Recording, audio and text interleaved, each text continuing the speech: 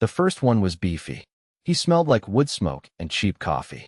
He'd laugh, a big, rumbling sound that shook the kitchen cabinets. Mom loved him. She'd sit across from him at the chipped formica table, telling him about all her troubles. Her voice, it would get this edge, like a frayed wire. He'd listen, nodding, sometimes stroking the sleek, dark feathers of the raven perched on his shoulder. It always ended the same. She'd be crying about being ruined. And then he'd reach across the table. His hands, huge, calloused. They'd find her neck. I'd be in the doorway, usually, just watching. My feet would ache, sometimes, from standing so long. It wasn't a struggle. Not really. Just a slow fading. Her eyes would flutter, then fix on me. A soft, desperate plea, I think, but I never moved. Couldn't. Beefy would hold her there, still, for a long minute after her body went limp. His face would be calm, almost peaceful. Then he'd release her, wipe his hands on a napkin, and leave. The raven would flutter after him, a silent, black shadow against the moonlight. I'd just stand there, in the quiet for a while, waiting for her to start breathing again. She always did. It was just how things were. A nightly ritual, like dinner or bedtime. Except for the strangling. That was just Beefy, the first of them, and it always felt wrong. But normal, too. All at once. After Beefy, there was Morgan. He was different. Leaner. He had eyes that held too much desert sun. Morgan was a traveler. He brought things. Once, it was a bag of strange, sweet cactus fruit. Mom loved those, too. She'd smile, a real, wide smile, showing her teeth. He'd always make her look for her passport. Just in case, he'd say, the moment takes us. She'd dig through old financial papers, muttering about expired visas and half-forgotten dreams. She'd get this spark in her, a restless energy, like she was almost ready to leave. Morgan had rings. 10 of them.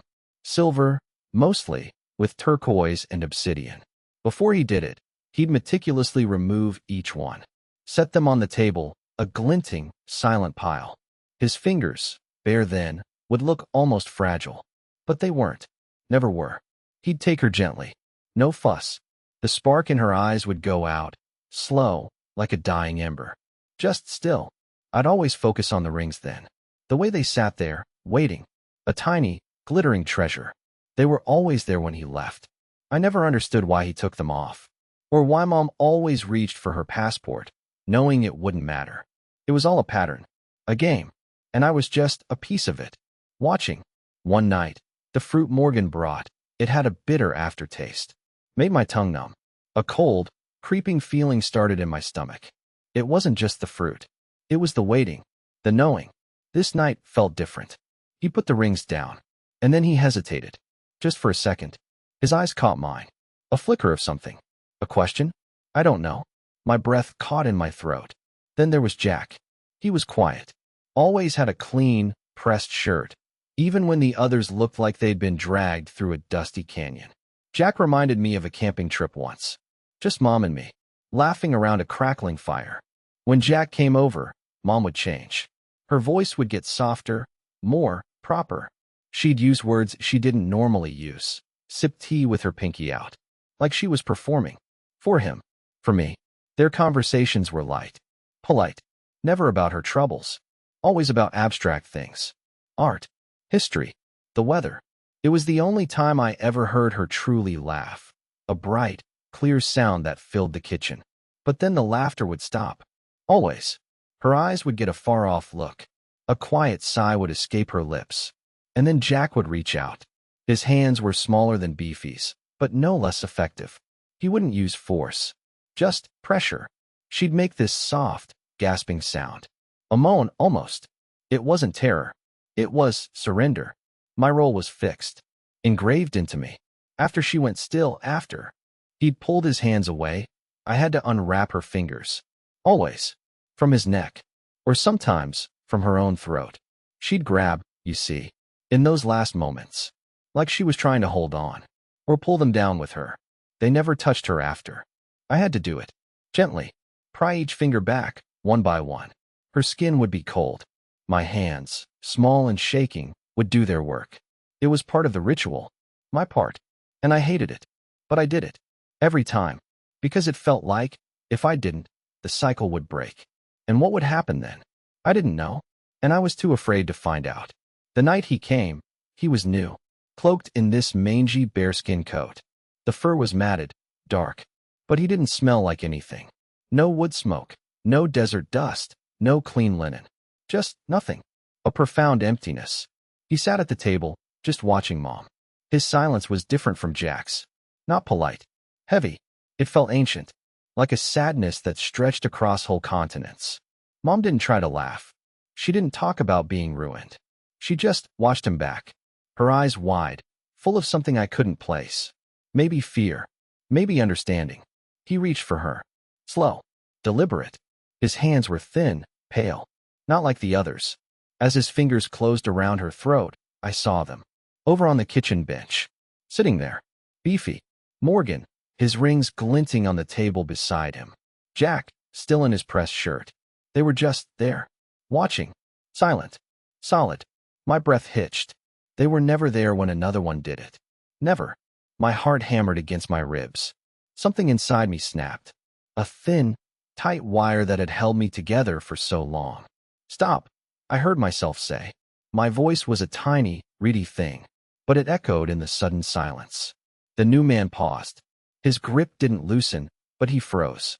Beefy cleared his throat, a low rumble. He's right, Beefy said. His voice was heavy. Enough has been done. It's time for it to end. Morgan nodded slowly. Jack just stared at me, his polite composure gone, replaced by what? Resignation? My legs felt like jelly. I couldn't move. I couldn't unwrap her fingers. I couldn't intervene.